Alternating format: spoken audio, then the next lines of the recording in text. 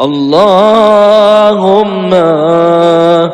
أذنت لي في دعائك ومسألتك، فاسمع يا سميع مدحتي، وأجب يا رحيم دعوتي، وأقل يا غفور عثرتي. فكم يا إلهي من كربة قد فرجتها،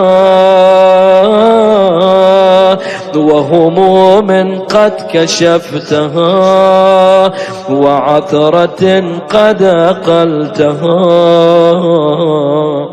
ورحمة قد نشرتها، وحلقة بلاء قد فككتها. خدایا در خواندنت و در درخواست از حضرتت به من اجازه دادی، پس ای شنوا ستودنم را بشنو، و ای مهربان اجابت کن دعایم را، و ای آمرزنده بیامرز لغزشم را.